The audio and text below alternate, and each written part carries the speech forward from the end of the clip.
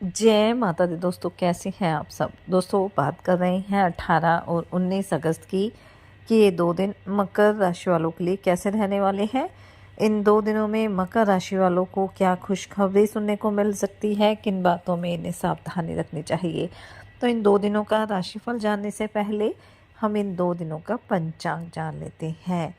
18 अगस्त 2025 दिन सोमवार रहेगा। भाद्रपद माह कृष्ण पक्ष की 10वीं तिथि जो 5:24 तक रहेगी। उसके बाद एकादशी तिथि प्रारंभ हो जाएगी। हर्षण योग रहेगा जो 10:59 तक रहेगा। उसके बाद वृज योग प्रारंभ हो जाएगा। मृगशिरा नक्षत्र रहेगा। चंद्रमा 2:41 तक वृषभ राशि में, फिर मिथुन राशि में आ जाएंगे।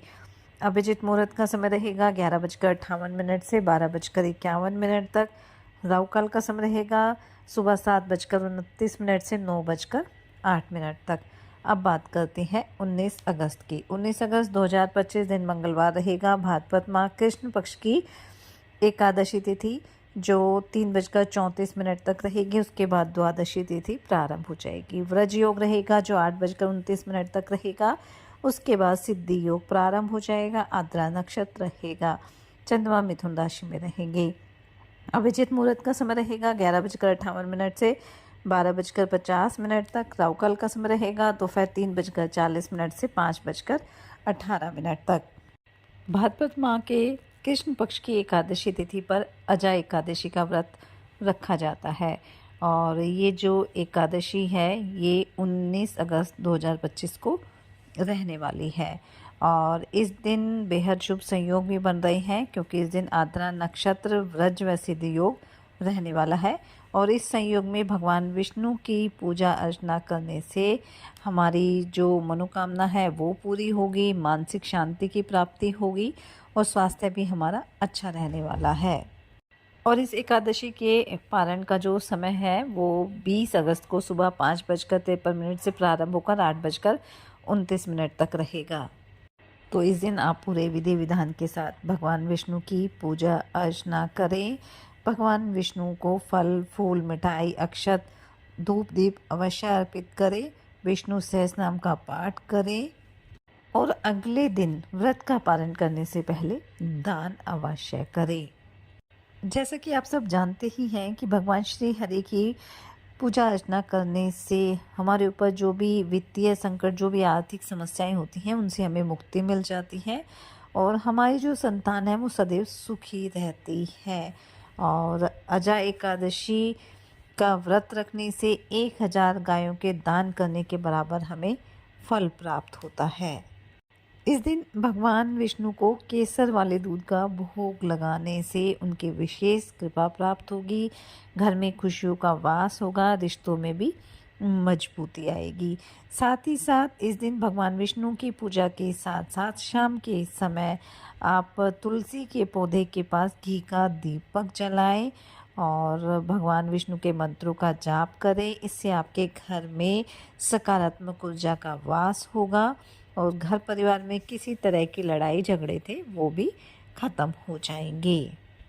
माँ लक्ष्मी की कृपा दृष्टि प्राप्त करने के लिए इस दिन आप गौ माता की सेवा करें और उन्हें गुड़ के साथ रोटी खिलाएं।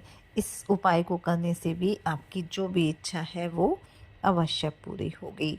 तो चलिए बात कर लेते हैं ये 2 दिन मकर राशि वालों के लिए कैसे रहने वाले हैं। ये 2 दिन मकर राशि वालों के लिए सामान्य रहने वाले हैं। इन 2 दिनों में आपको अचानक से कोई अच्छी खबर भी सुनने को मिल सकती है। वहीं इन 2 दिनों में आपको अपने कार्यों को करते समय थोड़ी सावधानी भी बरतनी है या अपने घर परिवार के सदस्यों के साथ आपको थोड़ा सामंजस्य भी कायम करके चलना है। इन 2 दिनों में आप अपने शत्रुओं पर हावी रहेंगे, उन्हें आसानी से मात देने में भी कामयाब रहेंगे। लेकिन कोई भी नया निवेश करना है, किसी भी नए काम की शुरुआत करनी है तो उसमें आपको अपने विरोधी पक्ष से थोड़ा सतर्क भी रहना है। अगर आप राजनीति से जुड़े हैं, सामाजिक क्षेत्र से जुड़े हैं तो आपके नया पद आपको मिल सकता है जिससे आपका मन काफ़ी प्रसन्न रहने वाला है। विद्यार्थियों के लिए भी 2 दिन अच्छे रहेंगे लेकिन थोड़ा सा आपको अपनी संगति का ध्यान रखना है।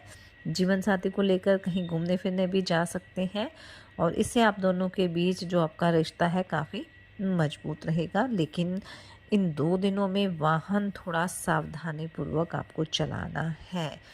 घर परिवार के सदस्यों से पूरा सहयोग आपको मिलेगा। उनकी सलाह भी आपके लिए काफ़ी फ़ायदेमंद साबित होगी।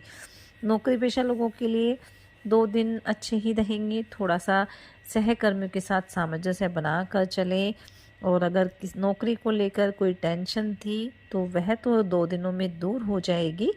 लेकिन किसी नई नौकरी के लिए प्रयासरत है, तो उसमें अभी आपको समय लग सकता है। इन 2 दिनों में आप कोई नया मकान, दुकान आदि खरीदने की योजना बना सकते हैं, लेकिन आपको ये सलाह दी जाती है कि कोई भी खरीदारी करते हैं या उस कोई भी कागजी कार्रवाई करते हैं संपत्ति को लेकर, वाहन को लेकर, तो उसकी अच्छी तरह से जांच पड़ताल आप अवश्य कर लें। इन 2 दिनों में आप अपने घर की सुख सुविधाओं में वृद्धि के लिए काफ़ी प्रयासरत रहेंगे, लेकिन किसी भी तरह की खरीदारी आपको करनी है, तो उसमें आपको अपने बजट का ध्यान अवश्य रखना है। स्वास्थ्य को लेकर कोई बड़ी समस्या तो नहीं है, लेकिन बाहर के खाने-पीने पर आपको ध्यान देना है, नहीं तो पेट संबंधी समस्याएँ आपकी बढ़ सकती है। अगर पारिवारिक मामले को लेकर आप परेशान चले आ रहे थे, तो ध्यान रखिए कि किसी भी बाहरी व्यक्ति से सलाह नहीं लेनी है, बल्कि अपने बड़े-बुजुर्गों से ही आपको सलाह-मशवरा करना है। घर परिवार में किसी सदस्य के विवाह की बात पक्की हो सकती है और घर परिवार में किसी धार्मिक कार्यक्रम का आयोजन भी हो सकता है। कारोबार में रुकी हुई कोई योजना आपकी फिर से शुरू हो सकती है, लेकिन उसमें निवेश करना है तो वो आपको समझदारी के साथ करना है।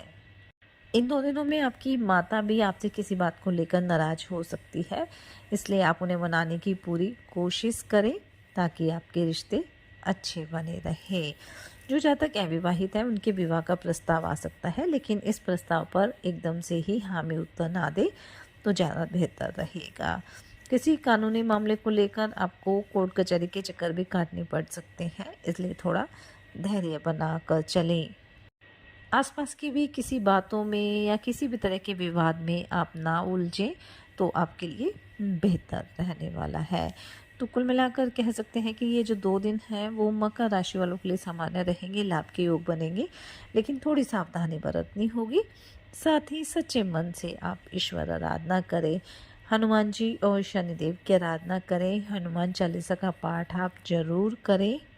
अपनी सामर्थ्य अनुसार गरीब और असहाय लोगों की मदद करें, उन्हें दान दक्षिणा दें। इससे आपके जीवन में सदैव खुशियाँ बनी रहेगी। ये 2 दिन आपके लिए मंगलकारी रहे, शुभता भरे रहे। इसी मंगल कामना के साथ जय माता दी।